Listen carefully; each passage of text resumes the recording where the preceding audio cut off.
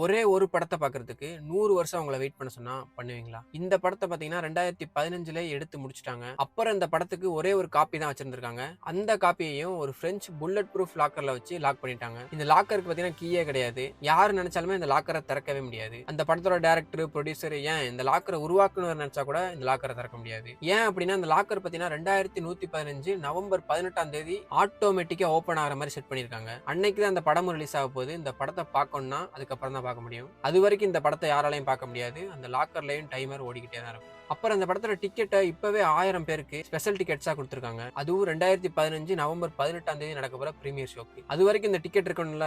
So எல்லா டிக்கெட்டையும் பார்த்தீங்கன்னா மெட்டல்ல ready பண்ணியிருக்காங்க. இப்ப அந்த ஸ்பெஷல் டிக்கெட்ஸ வச்சிருக்கவங்க கூட இந்த படத்தோட பிரீமியர் ஷோக்கு போ முடியாது. மேபி அவங்களோட கிரேட் கிரேட் கிராண்ட் சில்ட்ரன் போவாங்க போல. லூயிஸ் தி 13th காக்னக் அப்படிங்கிற ஒரு பிரெஞ்ச் பிராண்டில இருந்து இன்ஸ்பயர் ஆகி தான் இந்த டைரக்டருக்கு இந்த ஐடியா வந்திருக்கு. இந்த பிராண்டையும் அப்படிதான் அதுக்கான இன்கிரிடியன்ஸ் எல்லாம் போட்டு ரெடி பண்ணி ஒரு இடத்துல சேஃபா லாக் பண்ணி வச்சிருவாங்க. அப்புறம் பல டிகேட்ஸ் கழிச்சு தான் அது ஒரு ஃபுல் பிராண்டியா ரெடி ஆகிருக்கும். இது பாத்தீங்கன்னா ரொம்பவே ஒரு எக்ஸ்பென்சிவான பிராண்டியும் கூட. இதை வச்சுதான் நம்ம ஏன் ஒரு படத்தை எடுத்து அதை ஃபியூச்சர் ஆடியன்ஸ் மட்டும் பாக்குற மாதிரி ஏன் பண்ணக்கூடாது அப்படின்னு சொல்லி டேரக்டர் நினைச்சிருக்காரு. ஸோ அதனால 100 years you will never C அப்படிங்கிற அந்த மூவி எடுத்திருக்காரு.